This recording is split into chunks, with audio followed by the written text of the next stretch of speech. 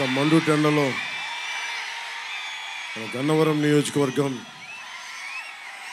మన హనుమాన్ జంక్షన్లో మీరందరూ వచ్చి మీ విలువైన సమయాన్ని కేటాయిస్తున్నందుకు మనస్ఫూర్తిగా మేడల పైన మిద్దెల పైన ఇంత మండు టెండలో చూస్తున్న ముందుగా మా ఆడపడుచులకి, మా అక్క చెల్లెళ్ళకి, యువతులకి, పెద్దలకి మీ అందరికీ నా హృదయపూర్వక నమస్కారాలు. దారి పొడవుతా ఎంతో ప్రేమగా స్వాగతం పలికిన రైతాంగానికి, యువతకి, గన్నవరం యువతకి, జన సైనికులకి, మబ్బుల్లో పరిగెత్తే పిడుగులు లాంటి జన సైనికులకి, తెలుగుదేశం ఉరకలేసి ఉత్సాహంతో ఎట్లాగైనా సరే అవినీతి ప్రభుత్వాన్ని గద్దె దింపాలన్న ఏకైక కర్తవ్యంతో ముందుకొచ్చిన నిలబడ్డ తెలుగుదేశం కార్యకర్తలందరికీ, తెలుగు మహిళలకి, జనసేన వీర మహిళలకి, జనసేన తరపు నుంచి, కూటమి తరపు నుంచి మీ అందరికీ నా హృదయపూర్వక నమస్కారాలు. మే 13న మనకి ఎన్నికలు, భవిష్యత్తుని దిశానిర్దేశం చేసే ఎన్నికలు మనకి. ఈ ఎన్నికల్లో మీరు గుర్తుపెట్టుకోవాల్సింది, ఈ రోజున నా పక్కన ఉన్న యార్లగడ్డ వెంకట్రావు గారు, బాలశౌరి గారు, వీళ్ళిద్దరూ ప్రత్యేకించి వైసీపీ నుంచి బయటకు వచ్చేసారు. వైసీపీ నుంచి ఎందుకు బయటకు వచ్చారు? ఆత్మగౌరవం ఉన్న వాళ్ళు ఎవరో కూడా, సిల్లీ పాలిటిక్స్ చేయని వాళ్ళు ఎవరైనా సరే, చీప్ రాజకీయాలు చేయకూడదు, మా నైజం కాదు అనుకున్న బాలశౌరి గారు, మా ఆత్మగౌరవాన్ని తాకట్టు పెట్టలేం అని చెప్పి యార్లగడ్డ వెంకట్రావు గారు, వీళ్ళిద్దరూ దాస్యం చేయలేక, ఆత్మగౌరవాన్ని చంపుకోలేక ఈ రోజున బయటకు వచ్చేసారు వైసీపీ నుంచి. యార్లగడ్డ వెంకట్రావు గారు ఆత్మగౌరవాన్ని నిలబెట్టుకోవడం కోసం ఆయన తెలుగు జాతి ఆత్మగౌరవాన్ని నిలబెట్టిన తెలుగుదేశం పార్టీలో జాయిన్ అయ్యారు. బాలశౌరి గారు ఎన్నిసార్లు, యార్లగడ్డ వెంకట్రావు గారు కూడా చెప్తా ఉన్నారు, ఎన్నిసార్లు మీరు తిట్టు, అపోజిషన్ పార్టీలను తిట్టు, టీడీపీ నాయకులను తిట్టు, జనసేన నాయకులను తిట్టు, వాళ్ళ ఇంట్లో వాళ్ళని తిట్టు అంటే వీళ్ళెవరూ ఒప్పుకోలే. మాట చూడటానికి మెత్తని మనిషి, చాలా సుకుమారంగా మెత్తగా ఉంటారు బాలశౌరి గారు. గొంతు లేచిందా, కార్యకర్తలకు ఎలా నిలబడతారనేది మొన్న ఈ మధ్యన మచిలీపట్నంలో చూసాం. నాకు నిజంగా గర్వేస్తుంది. బాలశౌరి గారికి ఎంపీ అభ్యర్థిగా నిలబెట్టి జనసేన ఒక బలమైన నాయకులకి, కార్యకర్తలకి చాలా అండగా ఇచ్చిందని. నాతో పాటు వేదిక పైన నూజివీడు నుంచి పోటీ చేస్తున్న శ్రీ కె పార్థసారథి గారు నూజివీడు నుంచి పోటీ చేస్తూ ఉన్నారు. ఇంకోవైపు పెనమలూరు నియోజకవర్గం నుంచి శ్రీ బోడే ప్రసాద్ గారు పోటీ చేస్తున్నారు. రాష్ట్రం కోసం ఎంతో నలిగి పాపం ఆయన పెద్ద మనసుతోటి బందర్ అభ్యర్థిగా మీరు జనసేనకి ఇస్తే మనస్ఫూర్తిగా జనసేనకి అండగా నిలబడతానని చెప్పి టీడీపీ పార్లమెంటు అధ్యక్షులు, మాజీ ఎంపీ కొనకళ్ళ నారాయణ గారికి మనస్ఫూర్తిగా ధన్యవాదాలు తెలుపుతున్నాను. జిల్లా అధ్యక్షులు శ్రీ బండిరెడ్డి రామకృష్ణ గారికి మనస్ఫూర్తిగా నా కృతజ్ఞతలు. బాగా ఇష్టమైన నాయకులు, నేను గొడవ పెట్టుకున్న నాయకులు. ఎవరు స్నేహితులు అవుతారు? గొడవ పెట్టుకున్న వాళ్ళే స్నేహితులు అవుతారు. పవన్ కళ్యాణ్ పోటీ చేస్తానంటే దెందులూరు నుంచి నేను నెగ్గిస్తాను, గెలిపిస్తానని చెప్పిన చింతమనేని ప్రభాకర్ గారికి మనస్ఫూర్తిగా నా హృదయపూర్వక నమస్కారాలు. ఆయనతో గొడవ పెట్టుకోవడం కూడా అందంగా ఉంటుంది. నాకు ప్రేమ ఉన్న చోటే గొడవ ఉంటుంది. ఏం ప్రభాకర్ గారు? మా ఇద్దరికి సామరస్యం కుదిరింది. అంటే గొడవతో స్టార్ట్ అయిన మైత్రి చాలా బలంగా ఉంటుందని చెప్తారు. గొడవతో స్టార్ట్ అయిన మైత్రి ఏమంటారు? బండి మీద ఎక్కారు, మిమ్మల్ని అడుగుతూ ఉన్నా. సో చింతమనేని ప్రభాకర్ గారు, మనస్ఫూర్తిగా వారికి నా ధన్యవాదాలు తెలియజేసుకుంటూ, గుత్తికొండ రాజాబాబు గారికి, ఆయన రాలేదు, వారికి కూడా నా హృదయపూర్వక నమస్కారాలు. చలమలశెట్టి రమేష్ గారికి,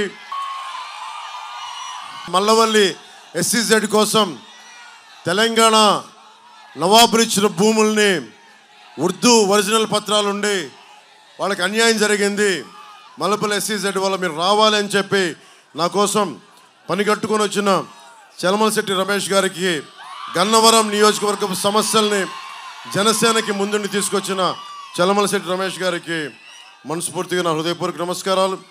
అలాగే BJP incharge doctor Gannavaram incharge doctor Phani గారికి, ముద్రపోయిన వెంకటేశ్వరరావు గారికి, టీడీపీ పరిశీలకులు గన్నవరానికి, గరికిపాటి శివ గారికి, జేఎస్పీ ఎలక్షన్ కోఆర్డినేటర్ వారికి కూడా నా హృదయపూర్వక నమస్కారాలు. మనకు కావాల్సింది ముఖ్యంగా కీలకమైన మనకి విద్య, వైద్యం, ఉపాధి, సాగునీరు, తాగునీరు, లా అండ్ ఆర్డర్. 2014లో నేను తెలుగుదేశం పార్టీకి, భారతీయ జనతా పార్టీ కూటమికి నేను మద్దతు తెలిపినప్పుడు వల్లభనేని వంశీ గారు నాకు చెప్పడం గుర్తుంది. ఎప్పుడు ఓటయ్యని ప్రాంతాల్లో కూడా మీరు చెప్పడం వల్ల నాకు ఓట్లు పడ్డాయి అని చెప్పి మనస్ఫూర్తిగా చెప్పారు. అతను చాలా హేతు ఉన్న నాయకుడు, వివేకం ఉన్న నాయకుడు, ప్రజలకు అండగా ఉన్న నాయకుడు అనుకున్నాను. కానీ ఈ రోజున విభేదాలు ఉండొచ్చు. నేను చంద్రబాబు గారితో విభేదించాం, చింతమనేని ప్రభాకర్తో విభేదించాం. ఎక్కడా కూడా పాలసీ దాటి వ్యక్తిగతంగా కానీ ఒక్క మాట మాట్లాడాలి. ఆయన కూడా అంతే నాతో మాట్లాడారు, విభేదించాం. రాజకీయాలు విభేదాలు ఉంటాయి, పాలసీ పరమైన అభిప్రాయ భేదాలు ఉంటాయి, మాట అనుకుంటాం. కానీ దానికి ఒక పరిమితి ఉంటుంది.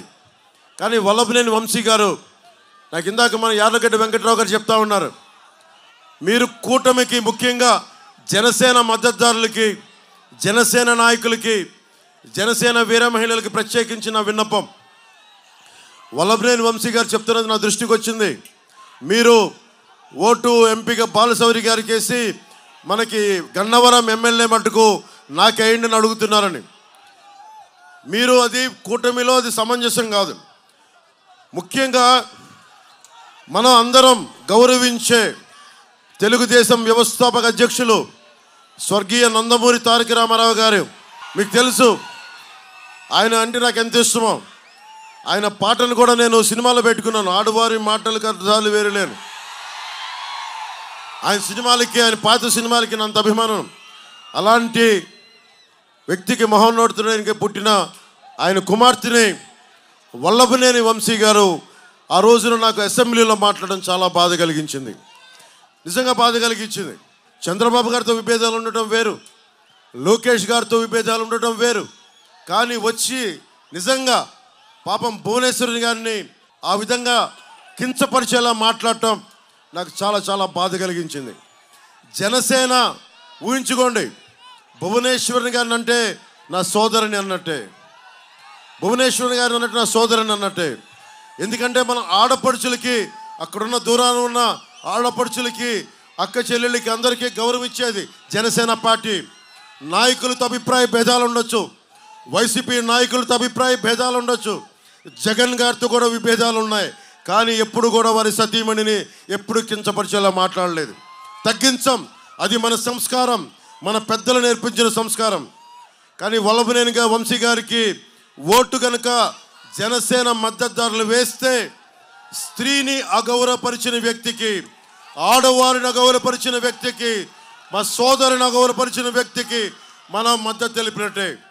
దయచేసి అక్కడెక్కడో జరిగింది మనకు కాదు కదా అనుకోవద్దు. ఒకసారి ఆ నైజం ఉన్నవాళ్ళు ఆడపడుచుని ఎక్కడైనా సరే అగౌరవపరిచేవాళ్ళు ఎక్కడైనా ఇంకెవరైనా అగౌరవపరుస్తారు. మీ కుటుంబ సభ్యుల్ని అగౌరవపరచచ్చు, మీ అక్క చెల్లిని అగౌరవపరచచ్చు. సరైన వ్యక్తిని ఎంచుకోవడం చాలా చాలా అవసరం. యార్లగడ్డ వెంకటరావు గారు బూతులు తిట్టడం రాదు, ఆయన చేసిన తప్పల్లా సంస్కారంగా ఉండటం, గౌరవ మర్యాదలతో ఉండటం, రాజకీయాన్ని రాజకీయ విధానాలతో చూడటం, రాజకీయ విభేదాలు ఉంటే పద్ధతిగా మాట్లాడటం, విమర్శించడం, అంతేకాని దిగజారిపోయి బూతులు తిట్టడం, నీచంగా దిగజారడం ఆయనకు తెలియదు. ఆయన చేసిన తప్పదే. పోయినసారి కూడా 2019లో చాలా 200-300 ఓట్ల తేడాతో ఓడిపోయారు. కానీ పారిపోలా, నిలబడ్డారు ఓడిపోయినా. కానీ ఇదే నియోజకవర్గం ప్రజల కోసం బలంగా ఉన్నారు.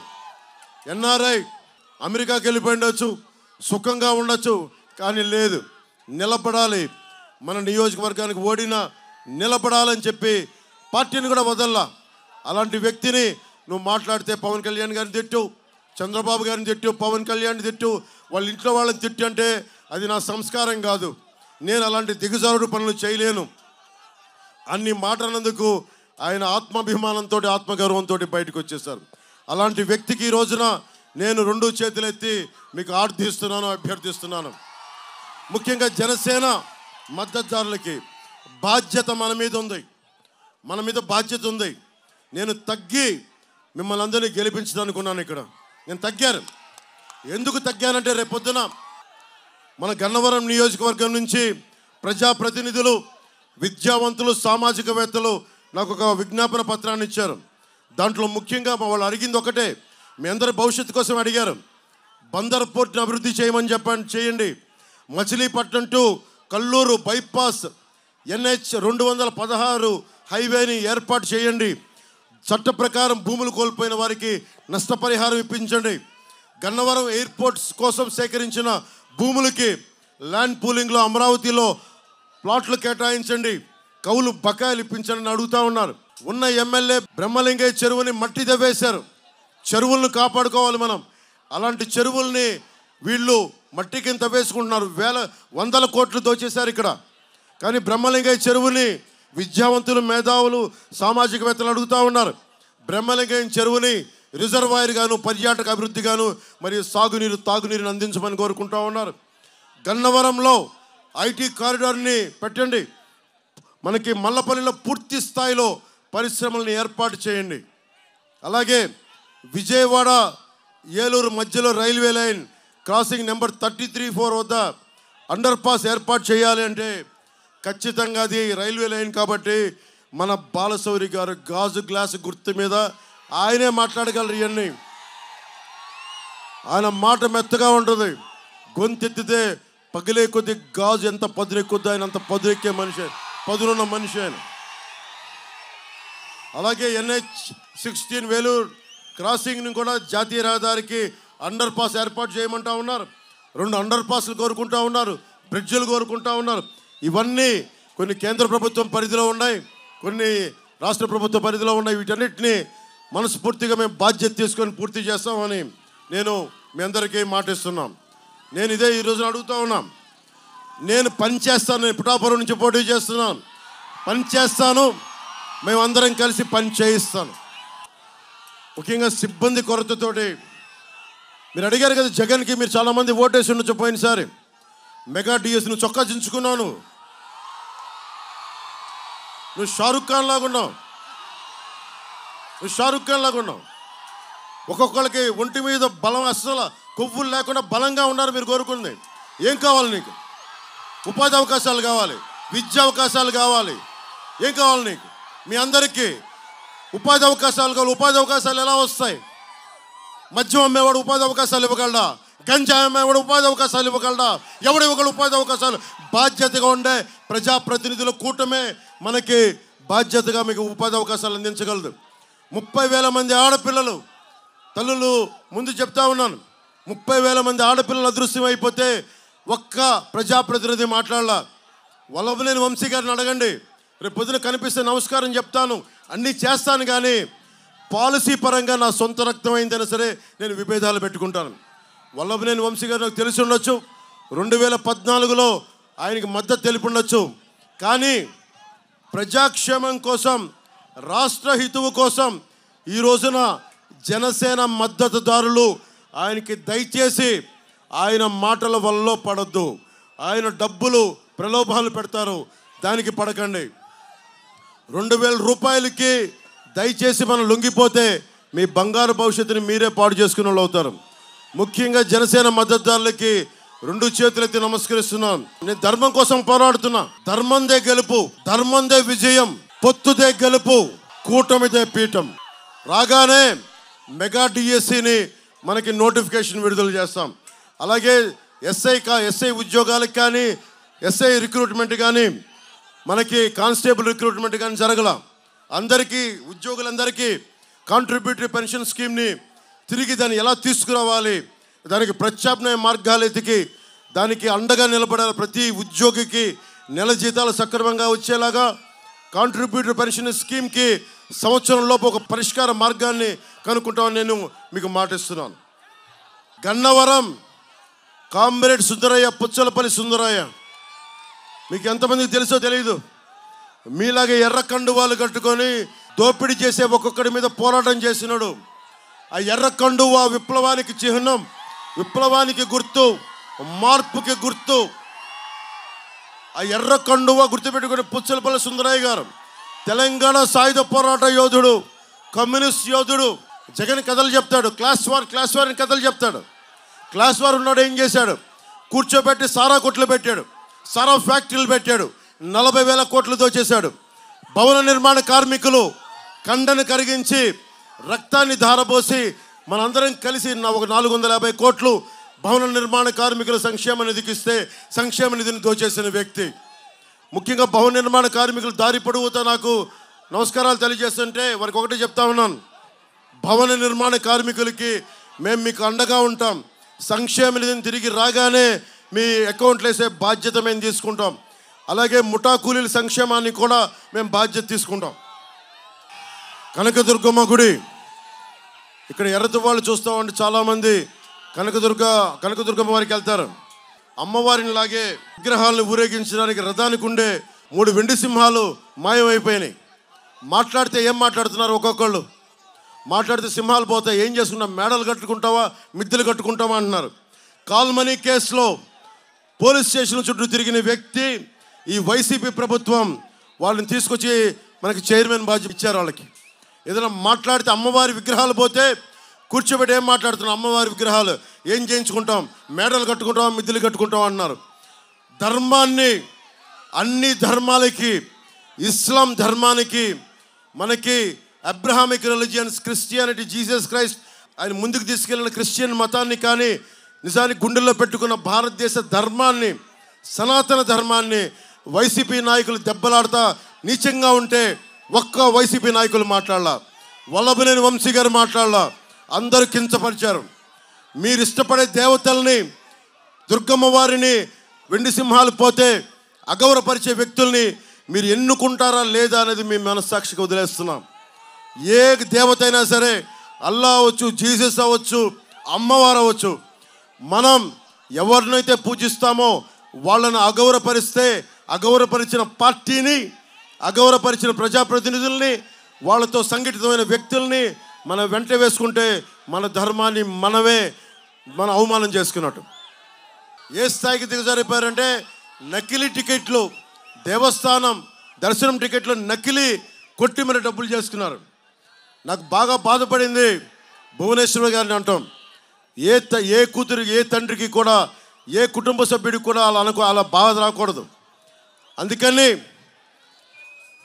వైఎస్ జగన్ కనుసన్నల్లో మెలగటానికి ఏ స్థాయికైనా వైసీపీ నాయకులు దిగజారిపోతారని. ఈ వేదిక మీద ఉన్న వాళ్ళ మేమెవరూ స్నేహితులం కాదు, ఉన్న పార్థసారథి గారు కానీ, వెంకట్రావు గారు కానీ, ఎవరున్నా కానీ, ప్రభాకర్ కానీ మేమెవరూ స్నేహితులం కాదు. కానీ మేమందరం కలిసి వచ్చాం మీ భవిష్యత్తు కోసం, మీ సంక్షేమం కోసం. కానీ అందరికీ విలువలు ఉన్నాయి. రాజకీయం చేస్తారు కానీ దానికి పరిమితులు ఉంటాయి. యుద్ధానికి కూడా పరిమితులు ఉంటాయి. మనకి కురుక్షేత్రంలో కూడా పరిమితులు ఉంటాయి. రాత్రుల పూట యుద్ధం చేయకూడదు, ఈ అస్త్రాలు వాడకూడదని.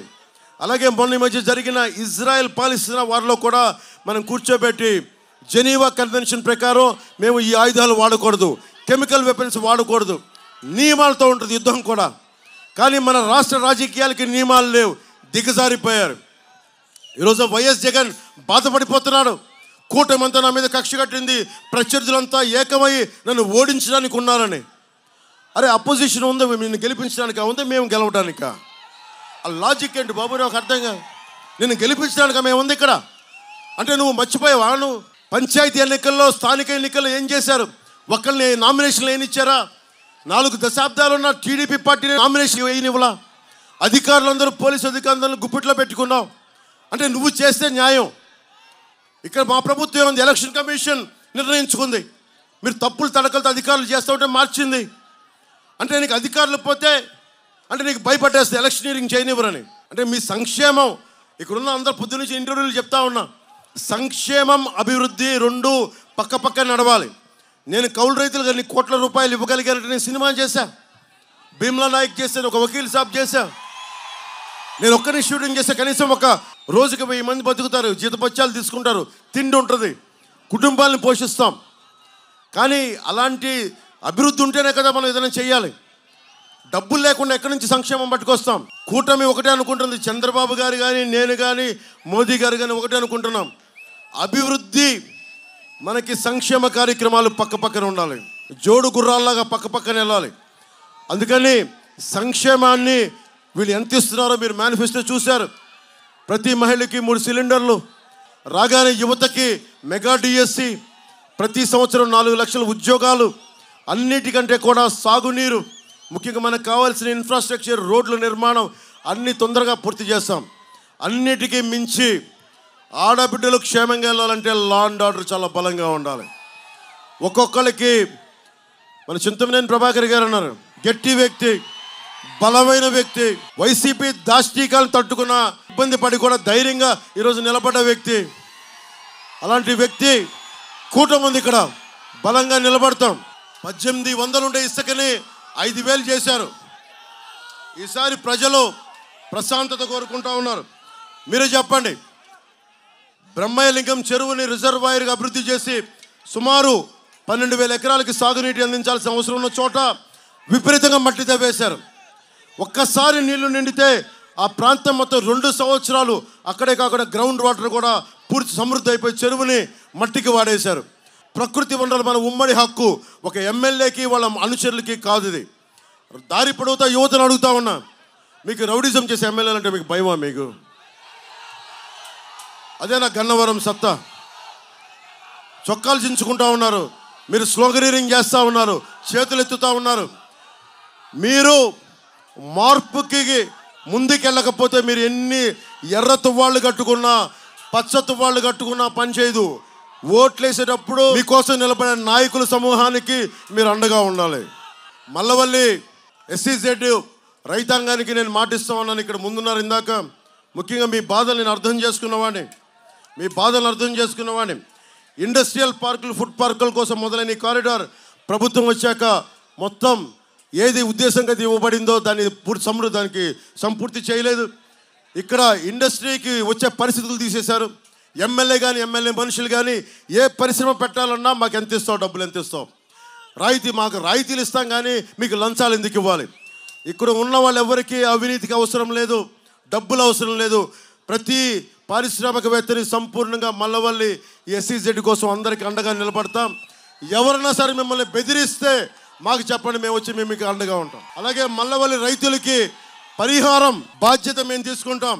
యార్లగడ్డ వెంకట్రావు గారు ఉన్నారు, ఆయన నియోజకవర్గపు నాయకులు, ఎమ్మెల్యేగా గెలవబోతున్నారు, ఆయన బాధ్యత తీసుకుంటారు. మన జనసేన నాయకులు ఉన్నారు, మన చలమల శెట్టి గారు ఉన్నారు, మేమందరం బాధ్యత తీసుకుంటాం. మల్లవల్లి రైతులకి పరిహారం తిరిగి ఇచ్చే బాధ్యత తీసుకుంటాం. గన్నవరం విమానాశ్రయంకి భూములు ఇచ్చిన రైతులకి పరిహారం అందలేదని చెప్పి తెలిసింది. బుద్ధవరం, కేసరపల్లి, అజ్జంపూడి, దావాజీగూడె, మల్లాపురం, చిన్నౌటిపల్లి గ్రామాలకి చెందిన రైతులు తమ విలువైన భూముల్ని గన్నవరం ఎయిర్పోర్ట్కి ఇచ్చారు. వారికి నష్టపరిహారం అందలేదు. మేము ఆ బాధ్యత తీసుకొని మీకు నష్టపరిహారం అందిస్తాం. దానికి పామాయిల్ మొక్క 30 రూపాయలు ఉండే మొక్కని ఈ రోజున 200 రూపాయలు చేశారు. దాంట్లో కూడా దోచుకుంటా ఉన్నారు. సంవత్సరానికి ఒకప్పుడు ఎకరానికి 10,000 రాయితీ ఇచ్చేవారు, ఇప్పుడు తీసేశారు. డ్రిప్ ఇరిగేషన్ బాగా ఆధారపడ్డ ప్రాంతాలు ఇవన్నీ, వ్యవసాయం అంతా డ్రిప్ ఇరిగేషన్కి మనకు కావాల్సినంత ప్రోత్సాహక పథకాలు. పాపం నిజంగా యార్లగడ్డ వెంకట్రావు గారి గురించి ఇందాక చెప్పాను. ఆయన చేసిన తప్పలా ఆయనకి బూతులు తిట్టడం రాదు, సంస్కారవంతుడు.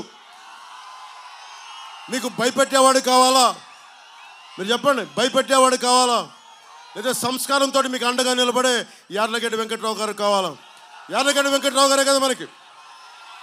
ఆయనకి వచ్చిన సంవత్సరంలో ఆయనకి కొత్తలో DCCB చైర్మన్గా 1 సంవత్సరం చేశారు, కానీ చాలా అద్భుతంగా చేశారు ఆయన.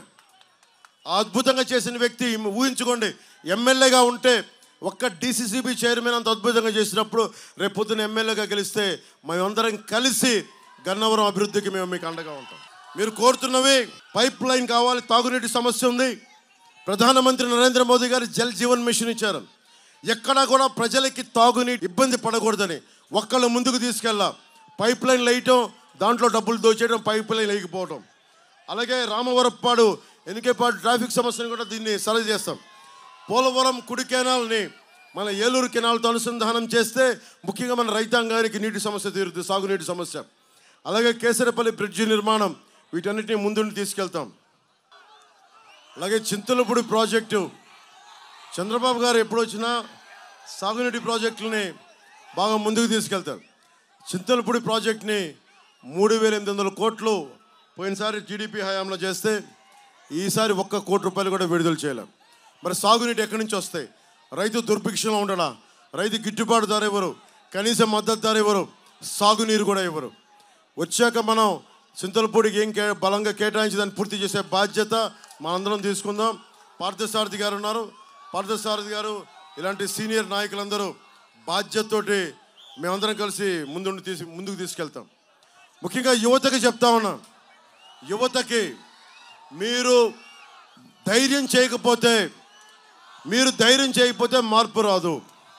నేను మీకోసం అన్నీ వదిలొచ్చాను. నేను మీకోసం వచ్చానా లేదా, నిలబడ్డానా లేదా? ఇప్పటంలో ఏం చేశాం? మాటిచ్చా ఇప్పటంలో వైసీపీ వ్యతిరేక ఓటును చీలనివ్వనని. నాకు సరదా కాదు. మన ఆంధ్రప్రదేశ్లో ఎవ్వరూ బాధపడకూడదు, గూండాగర్దీకి భయపడకూడదు, రౌడిజంకి భయపడకూడదు. అందరూ బలంగా ఉండాలి, సమిష్టిగా ఉండాలి. విభజన ఆంధ్రప్రదేశ్ బలంగా ఉండాలి. యువతకు ఉపాధి అవకాశాలు కావాలి. మేము కోరుకున్నా, నిలబడ్డా, ఒడిదుడుకులు ఎదుర్కొన్నాం, నిలబడ్డాం. ఈరోజున గన్నవరంలో మీకోసం వచ్చాం. ఒకటే అడుగుతున్నాం. నాతో పాటు వేదిక మీద పార్థసారథి గారు ఉన్నారు. పార్థసారథి గారు నూజివీడ్ నుంచి పోటీ చేస్తున్నారు. సైకిల్ గుర్తు మీద ఆయనకి నూజివీడ్లో ఉన్న జన సైనికులు, జనసేన మద్దతుదారులు అందరూ కూడా, ప్రజలందరూ కూడా పార్థసారథి గారిని మెజారిటీ ఇచ్చి గెలిపించమని కోరుకుంటా ఉన్నాం.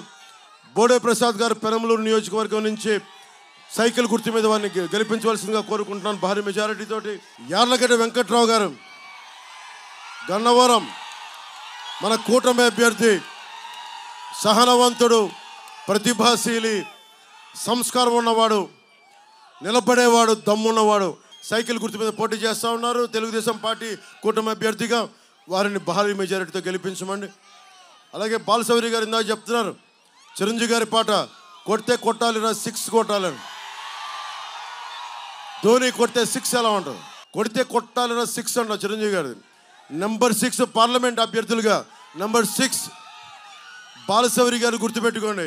మన జలసాలో ఒక డైలాగ్ ఉంటుంది, ఎదుటోడు దాడి చేస్తుంటే ఒకటే గుర్తుపెట్టుకోండి, నీ చేతిలో రాడ్డు వాడి head, rod head, rod head.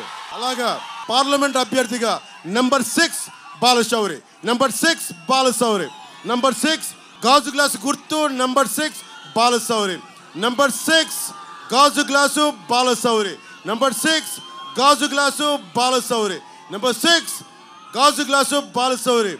గుద్దేండి, భారీ మెజారిటీతో గెలిపించండి. మనం గెలుస్తున్నాం, కూటమి ప్రభుత్వాన్ని స్థాపిస్తున్నాం, వైసీపీ అవినీతి కోటల్ని బద్దలు కొడుతున్నాం. అలాగే చింతమనేని ప్రభాకర్ గారు, ఆయన నాకు ఎందుకు చాలా ఇష్టం. నాకు ఆయన అంటే ఎందుకు ఇష్టం అని అడగండి, తెలియదు, నాకు ఇష్టం అంతే. అంటే ఒక బలంగా నిలబడేవాడు. మనస్ఫూర్తిగా దెందులూరులో జన సైనికులు, జనసేన మద్దతుదారులు అండగా నిలబడండి. దెందులూరులో స్థానిక ఎన్నికల్లో మన కోసం నిలబడ్డ వ్యక్తి, మన కోసం నిలబడ్డ నాయకుడు, జనసేన కోసం నిలబడ్డ నాయకుడు.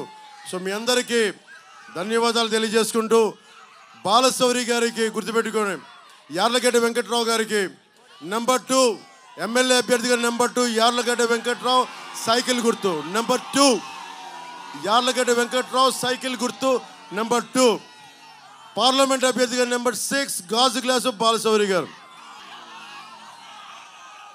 మన పెన్నమలూరు ఉమ్మడి కూటమి అభ్యర్థి తెలుగుదేశం పార్టీ నుంచి బోడే ప్రసాద్ గారు నెంబర్ 3 సైకిల్ గుర్తుకి, నెంబర్ 3 సైకిల్ గుర్తు, వారు దాని మీద పోటీ చేస్తున్నారు.